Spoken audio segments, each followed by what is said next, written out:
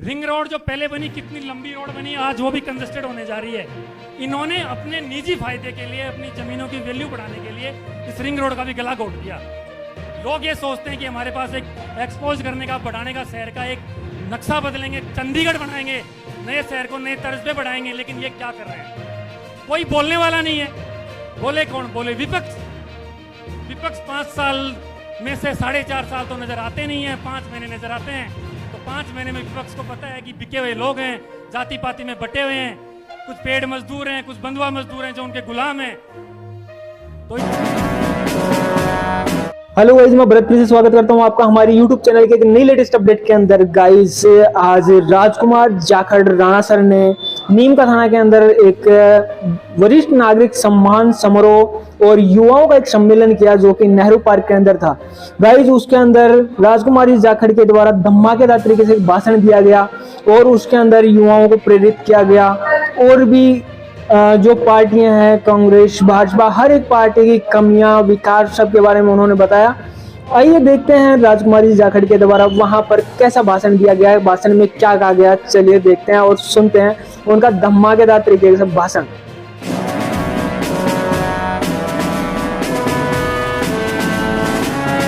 तो कार्यकर्ता सदस्य, मैं राजकुमार जाखड़ भगवान निम्बार्क एवं वीरों की भूमि नीम का थाना पर आपका हृदय की गहराइयों से हार्दिक अभिनंदन करता हूं।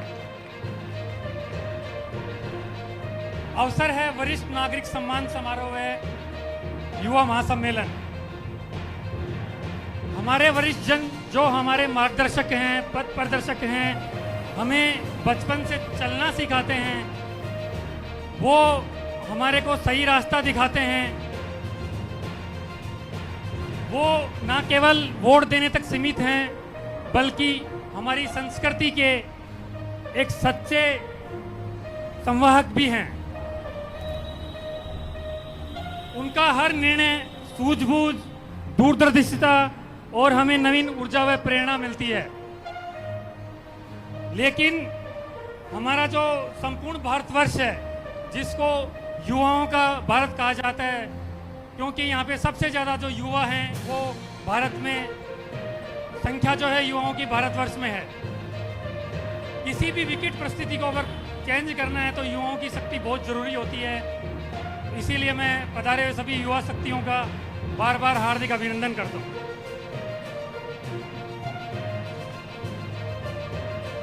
सबसे पहले मैं माननीय श्रीमान अशोक जी गहलोत साहब का धन्यवाद करना चाहूँगा कि उन्होंने हमें जिले के रूप में एक सौगात देके अनुग्रहित किया। उनके लिए वो धन्यवाद के पात्र हैं। बहुत बहुत धन्यवाद गहलोत साहब का। आज ये जो वरिष्ठ नागरिक सम्मान समारोह व युवा सम्मेलन जो किया जा रहा है, वो एक राजनीतिक चेतना, अपन कितने युवा हैं, कितने ही हैं, लेकिन अपनी अगर पकड़ अगर राजनीति में नहीं रहेगी, प्रशासन में नहीं रहेगी, तो अपन उन सपनों को साकार नहीं कर पाएंगे। कुछ नुमाइंदे हैं, नेतागण हैं जो इसका जिले का श्रेय लूटना चाहते हैं। मैं सच्ची श्रद्धांजलि अर्पित करना चाहता हूं श्रीमान ताऊ जी, ओम प्रकाश जी साईं साहब को, जिन्होंने अपना अमूल्य जीवन इस नीम का थाना की, जब किसी ने सोचा नहीं था उसी समय वो लग गए थे। हर जगह दिल्ली, जयपुर, जहां उनका नीम का थाना, उन्होंने अनशन किया और अपना जीवन त्याग दिया और अकेले चले थे। आज अपन तो फिर भी दौड़ आए जा रहे हैं, वो सिर्फ अकेले चले थे और आज उनका सपना साकार हुआ। तो मेरा ये निवेदन है कि इरादे नेक हो, नीयत साफ सुथरी हो, तो अपने जाने के बाद भी लोग अमर हो जाते हैं और आज उनको पूरा नीम का थाना याद कर रहा है। अब मैं यहाँ के जो नुमाइंदे हैं उनकी बात करूँ, कुछ पॉइंट हैं। वर्तमान विधायक व नगर पालिका प्रशासन जो है, उन्होंने जनता को कैसे भ्रमित व छलनी किया है, ये मुद्दे आप सब जानते हैं। किसी को डर होगा कि क्या कहें क्या नहीं कहें, कोई खा नहीं जाएगा अपने को। जो मुद्दे में ये जो चेतना के माध्यम से इस मदन जी बावरिया जी जो राष्ट्रीय सामाजिक जन चेतना मंच के अध्यक्ष हैं, उनके माध्यम से, इस मंच के माध्यम से जनता को ये कहना चाहूँगा कि जब वो लोग आपके पास आएँ तो कम से कम उनसे ये सवाल जरूर पूछे जाएं। अगर मैं गलत हूँ तो मत पूछना, अगर आपको लगे कि ये सवाल पूछे जाने चाहिए तो उनसे पूछना। सबसे पहला जो मेरा बिंदु है नीम का थाना आरओबी, जो रेलवे ओवरब्रिज बना नीम का थाना का, उस ओवरब्रिज की सैंक्शन मान्य है मुख्यमंत्री गहलोत साहब ने ही सैंक्शन स्वीकृति दी थी। बजट घोषणा में 32 करोड़ रुपए के 2 आरओबी सैंक्शन किए थे।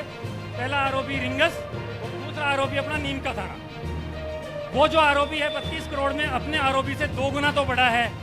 खाटू श्याम जी की तरफ डिवाइडर है उसका टी पॉइंट पे। अपना आरओबी नेताओं की मनमर्जी के चलते उसको सिकुड़ के यूं कर दिया, बिल्कुल खड़ा कर दिया, डाइवर्जन गलत दे दिया। तो 111 दिन तक वहां पे धरना चला अंडरपास पे, किसी की जू नहीं रहेंगी। क्यों नहीं रहेंगी? कि अपन बटे हुए हैं, बिखरे हुए हैं, जाति पाति के नाम पे लड़ चुके हैं। इनको पता है कि इनके पास कुछ अपनी समाज के दलाल पेड वर्कर हैं जो इनकी गुलामी करते हैं, अपनी समाज को जोक रहे हैं। वो 111 दिन तक शायद सब लोग यहाँ पे जो बैठे हैं वो थे।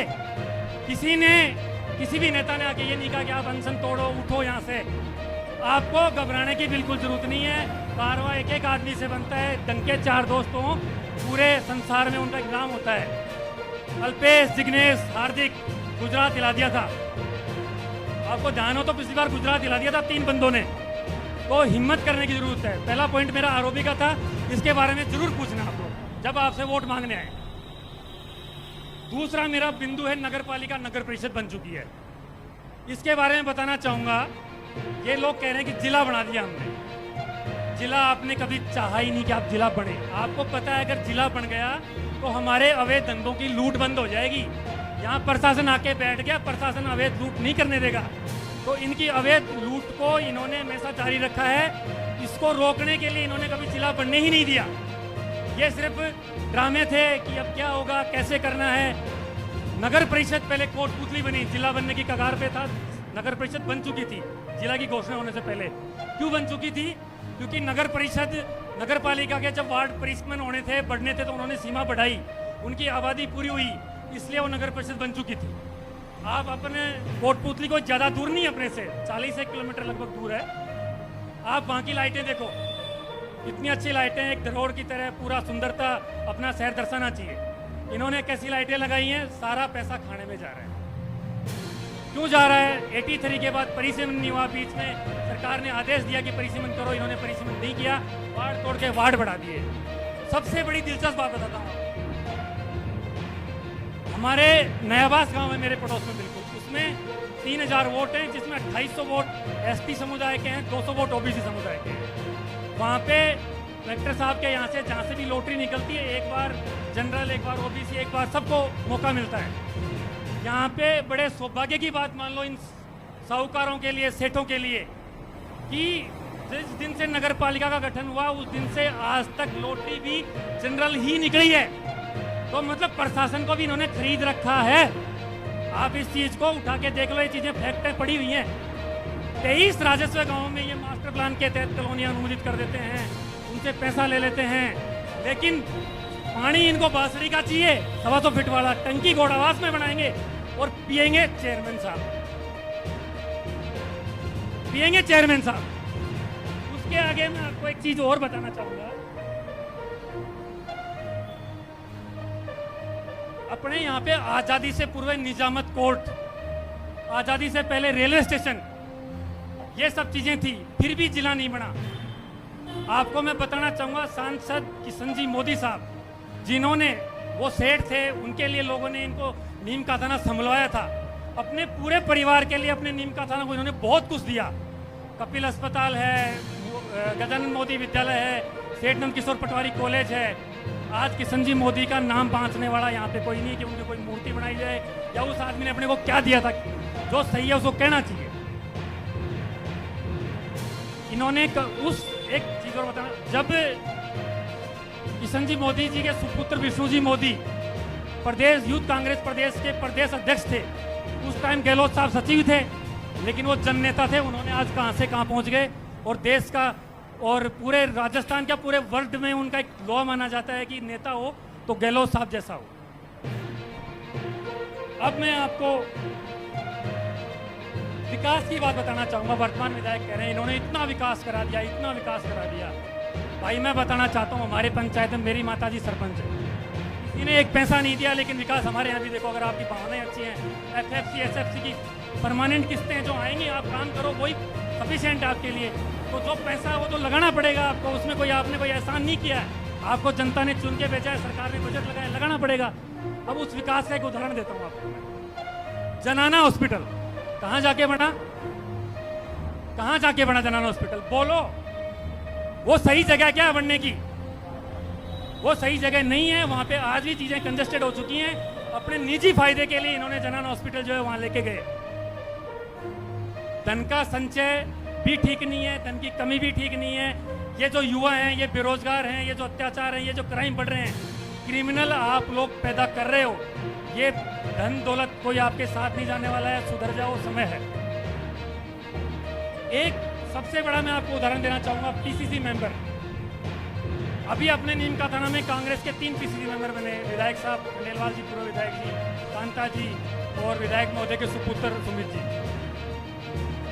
क्या ये पीसीसी मेंबर में भी हमारा अधिकार नहीं था क्या? हमारे सर्व समाज से लोग नहीं आने चाहिए थे क्या? सुमित जी मोदी ने किस दिन लाठियां खाई थी? मेरा पड़ोसी है भाई प्रवीण जाखड़, जब बिना दाढ़ी मूछ के लगा था तब से कांग्रेस संगठन के लिए काम कर रहा है। छात्र राजनीति से दाढ़ी सफेद हो गई, कहां हाथे पे बैठा दिया इन लोगों ने। सोचना इस बारे में। मैं उसका नाम इसलिए ले रहा हूं, मेरा बड़ा भाई है, झूठ मारेगा तो वहीं खा लूंगा, कोई ज्यादा मेरे को दिक्कत नहीं होगी। अब मैं आपको एक सबसे बड़ी बात बताता हूं। रिंग रोड जो पहले बनी, कितनी लंबी रोड बनी, आज वो भी कंजेस्टेड होने जा रही है। इन्होंने अपने निजी फायदे के लिए, अपनी जमीनों की वैल्यू बढ़ाने के लिए इस रिंग रोड का भी गला घोट दिया। लोग ये सोचते हैं कि हमारे पास एक एक्सपोज करने का, बढ़ाने का, शहर का एक नक्शा बदलेंगे, चंडीगढ़ बनाएंगे, नए शहर को नए तर्ज पे बढ़ाएंगे। लेकिन ये क्या कर रहे हैं? कोई बोलने वाला नहीं है। बोले कौन? बोले विपक्ष।